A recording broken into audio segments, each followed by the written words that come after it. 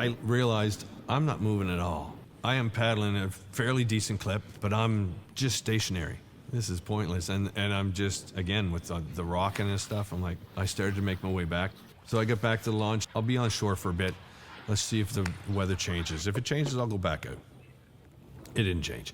I did make a couple of casts from the dock, and I did roll a muskie, but again, I wouldn't have counted if I landed it, but good to know they're there.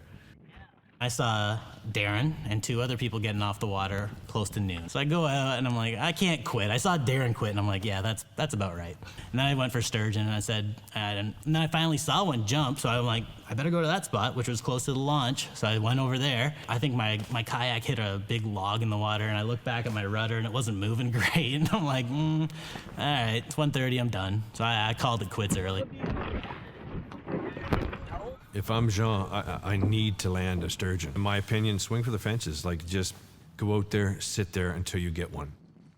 Renee already has one going into Fredericton. I think it's like 28 and a half or something like that. Renee has to land a larger sturgeon, whereas Jean just needs one. How's your day? Awful. I only have a smallmouth so far. On these lines, right now, I'm on totally screwed. When you're using multiple rods and you try to cast sometimes, and the boat's going like this because you're going up and down waves, instead you catch 2 rods, Like off. or 3 rods, or a net. I was using Gasbro for bait, put on 4. No, it was my first cast or my second cast. I cast out, and it sort of swung all around, and hooked and came back and smacked me in the face. At one point, I lost my bump board, my secondary bump board, my net, 2 pieces of gear, all over at the same time. It was a rough day out there. I started not doing great. Started catching smallmouth by casting over my shoulder. And 1 smallmouth, 2 smallmouth, 3 smallmouth. Hey, that's a real smallmouth. It wraps around my striper lure. It gets caught up in the edge of the net. So I have to sit there and talk to the fish, keep it in the water, everything unhooked, get the fish out. It was nice and polite, took the picture. See you later, thank you much, goodbye. John Kale with a 17.25-inch smallmouth bass. Here, muskie. Here, striper. When we fished Nashwauk in the spring, there was a guy sitting in a canoe fishing sturgeon, and he told us he had like 5 or 6 sturgeon in the boat, and I'm like, okay, note that.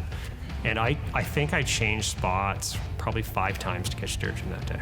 I literally had my rod in the rod holder, and Renee's kind of like drifting down beside me. I don't know what happened. Like, I've never seen a rod bend like that, because his rod just went raw, and like, I can't remember at the moment if he told me my rod was going off, which I think he did, or if I noticed the noise of my rod going off. I was telling Paul in that. Thanks, Renee, for the good luck, because I got a sturgeon right here. Yeah, I shouted at him. I was screaming. I always do. Nice! I was lucky enough to kind of reach down, pull up, and then maintain the weight on the sturgeon and pull it in. The fish was 34 inches. My board goes to 30. Paddle clip holder. I put a paddle holder on the front of my kayak just in case I needed to measure with my paddle. My paddle measures up to 40 inches. It's like a 33, but I can't get the accurate measurement on it. Travis Melanson with a 34-inch sturgeon. A couple people saw me catch a sturgeon right there. I probably wanted to make other people catch a sturgeon, right? So I guess luck of the draw that day.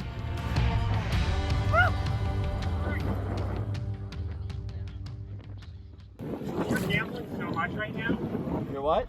You are gambling. Hi. Well, let's say Renee catches 3 fish and he comes in first and he gets his bonus points, so you come in second. Second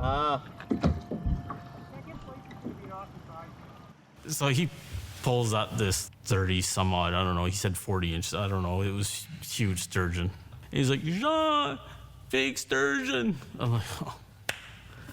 Because if he catches a sturgeon, I'm done. It doesn't matter what I do.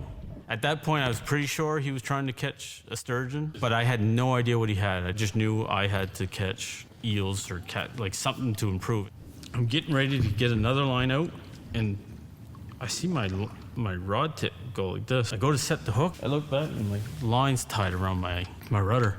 So now I'm playing Zorro with my line. So then I start reeling it. I'm like, there's a fish on there. There's got to be. And then all of a sudden I felt the weight, and I actually ended up catching a sturgeon myself.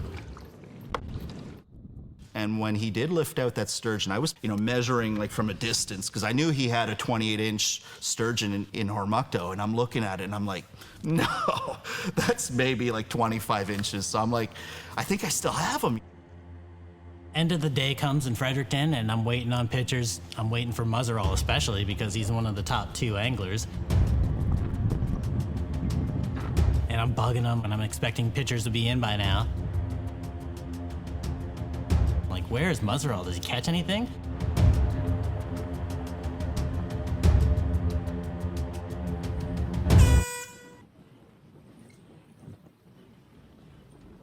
Did I submit any photos? But he caught a clam. That didn't count.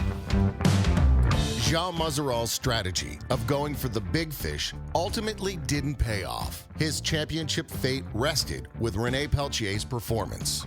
Was Rene's sturgeon bigger, or did he land enough species to secure the day? It's been a long season, and it was pretty close. Heading in today, Jean Muzzerall was up by 0.75 points, so it was going to be tight, and today was not a good day for fishing, but with the win, giving him 191 points, Rene Peltier is the series champion. What makes me even happier with the 3rd time in a row is the way I did it. I think I played a very good game. I think I played a respectful game. Everybody had me worried. I know there's better anglers than me that participate in this tournament. I know it. I think I just have a combination of things that I put together because I've had a lot of rough mornings, and I don't give up. Multi-species kayak tournament fishing tests both an angler's skill and endurance. 2021 was a tight race. Rene Peltier managed to hold off the increasing depth of talent in the hook and paddle series. I love the aspect of new people coming in and winning a tournament. That happened this year. Like Will Redmond in Chipman, he won that tournament, and it was his 2nd tournament that he's ever fished with us. I think it's a matter of time before you're going to see some changing in the wind. Like John's won these things too, right? But he came down in a 5th place this year for the first time ever. He's always been right there competing neck and neck with Rene. My turn to catch back up, I guess. Next year, what am I going to change? And I think if I do change anything next year, if there's other areas that I can target sturgeon a little earlier, I really need to do that. When we were in Quispamsis, Travis was very clear that I was wasting my time fishing for suckers with artificial baits. He was very blunt. So again, I know how to do it with live bait. I want to see if I can do it with artificials. I will not let an eel go even though I'm covered in slime. I will not. I'll write that out 100 times. I won't do it. Everybody just expects Rene's going to do good and win these things. He's a good angler. I think other people are getting really good at these multi-species things too. Can Rene defend his title once again? Can John find his previous form? Or will we crown a new hook and paddle champion? If this year has proven one thing, it's that anyone can enter and anyone can win. I like them, I guess, because I won both of them. You guys didn't film. You guys weren't there to film them, of course, but I see a fox that caught a rabbit, and then there was an eagle thinking about trying to steal it from the fox. And so I'm looking at the camera crew, I'm like, hey, look, the fox. Like, this is positive news, like nature, wow.